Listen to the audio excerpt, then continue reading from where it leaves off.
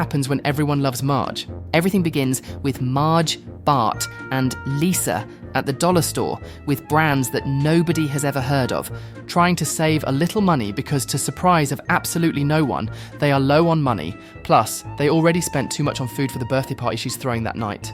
What was supposed to be a simple trip for paper plates and that scratchy toilet paper that feels like it was made out of tree bark quickly turns into a social nightmare. They run into Helen Lovejoy, the queen of judgmental smiles. Without missing a beat, Helen starts dropping passive-aggressive hints, basically calling Marge poor, but with stupid words like under fortune. No, the church pantry is always open to the underfortunate. She brags about how her birthday present was a cruise trip, while Marge will be hosting a modest gathering at home. Back at the house, Marge is clearly upset. She doesn't say much, but she grumbles under her breath the whole time. The Helen incident clearly struck a nerve. Bart and Lisa immediately notice something's off. Homer chimes in with his own insight. Whenever Marge comes home with that "I want to burn the world" look, she disappears upstairs for a while, then comes back down acting like everything's all right and nothing has ever happened. So what is she doing up there? Everyone wonders. Meditating? Praying to the gods of patience?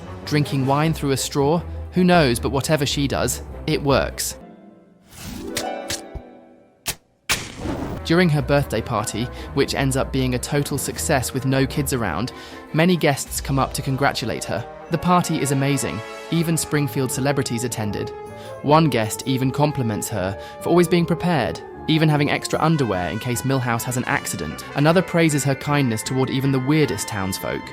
Then, Mayor Quimby himself declares Marge Simpson the officially nicest lady in all of Springfield. Applause all around. The next morning, with the party over being a hit, she is proud, but the house is a mess. Marge gets ready to clean, but when she goes to grab her cleaning clothes, she notices something terrible. Her secret box is missing. Homer, confused, asks if she means the sex box, but Marge says no, it's the other secret box, her box of hate letters. That's right, turns out Marge doesn't calm down with yoga or tea.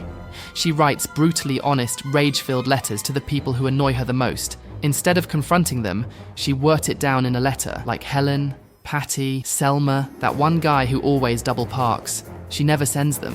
They're just her way of staying sane, her private therapy. But now the box is gone, and suddenly she gets a message on her phone. Someone has the letters, and the blackmailing starts. So unless she pays $5,000, they're going to leak every last one of them, and every person in Springfield is going to find out about the monster she's got inside her. What a mean bitch Marge Simpson really is. Marge tries to keep it together, but panic starts to creep in.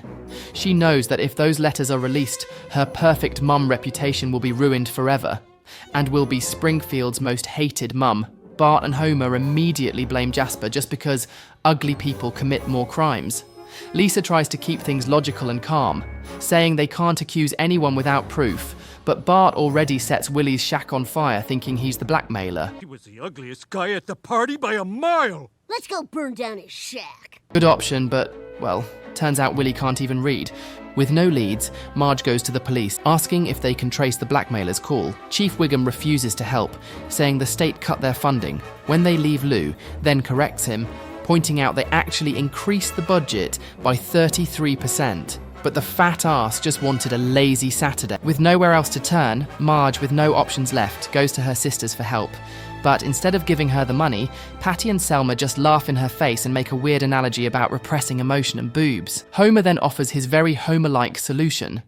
He'll talk to the blackmailers himself, like an action movie hero. He replies to the text pretending to be a retired CIA ninja and starts throwing out threats. Shockingly, it seems to work. At first, but the next day at church during service, Helen Lovejoy announces to the entire congregation that someone left an anonymous, venom-filled letter on her porch.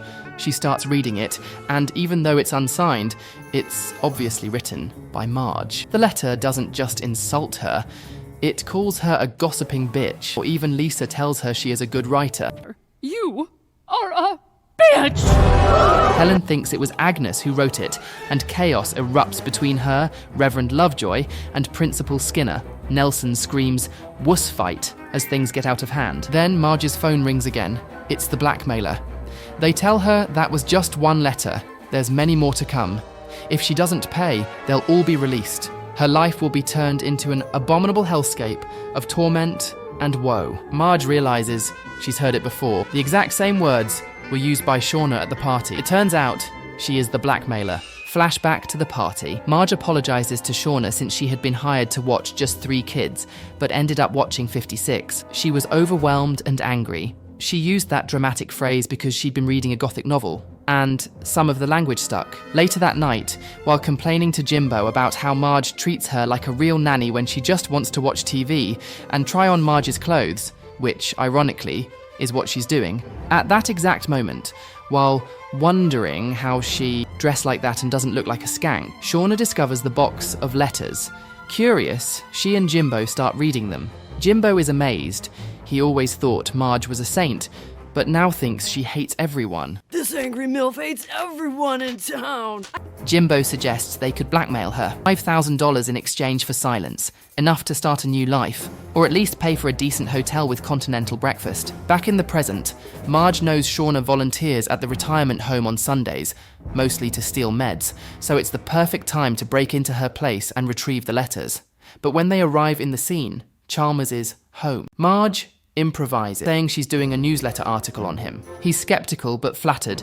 She even gives the fake article a name, Gary Chalmers, a profile in competence, which sounds very corny, but she gains his trust. While she keeps him distracted with a very awkward conversation, the man thinks she is flirting with him. Homer sneaks in to find the letters. He finally does and escapes without being noticed, while Marge awkwardly says goodbye. Chalmers, in his robe, returns to texting Mrs. Van Houten, whom he's clearly banging on the side. But as Marge and Homer rejoice, they open the box and realize it's empty. Shauna and Jimbo must still have the letters. Just then, they spot the teens leaving the retirement home. Without hesitation, Marge and Homer give chase. After a high-speed run through Springfield traffic, they corner Shauna and Jimbo in a dead-end alley. Homer tackles Jimbo while Marge chases Shauna up a building. At the rooftop, Shauna admits she found the box by accident and didn't plan to blackmail Marge at first. She actually liked the letters and thinks they are fantastic, as she hates most people in Springfield too. But then she found her letter, where Marge calls her a hormonal brat with more piercings than brain cells. That's when it hurt. That Marge thought the same as everyone in Springfield, because Shauna always thought Marge was perfect. A woman to admire. That letter shattered the illusion. Marge explains that the letters were never meant to be read by anyone. They were a way to vent, not what she truly felt. Writing them helped her let go of her anger. After getting it all out, she would feel better, not worse. And that doesn't define what she really thinks about people. In the heat of the moment, Shauna stumbles and nearly falls off the roof. Marge has to let go of the backpack holding the letters to save her. The backpack falls right into the middle of the Springfield Day Parade. The letters scatter everywhere. People pick them up and read what Marge really thinks. There's sadness, betrayal, and hurt feelings across town. Her perfect image is in ruins. A soulless, dead-eyed creepazoid. A greasy-fingered know-it-all. But Marge doesn't let that be the end. She addresses the crowd. She apologizes. The letters were written during her worst moments. They don't reflect her heart, just her stress and frustration. They were meant to help her cope, not to harm. Her honesty wins people over. Mayor Quimby takes the mic and declares Marge the most three-dimensional woman in Springfield. A few days later, in the supermarket, Marge runs into Helen again. Helen apologizes for being such a snob elitist and admits she was wrong. Marge graciously accepts her apology, especially from someone so wealthy and so close to God. But then, Helen ruins it, saying her perfect nose helps her look down on others. Now that her secret's out, Marge doesn't have to play nice anymore.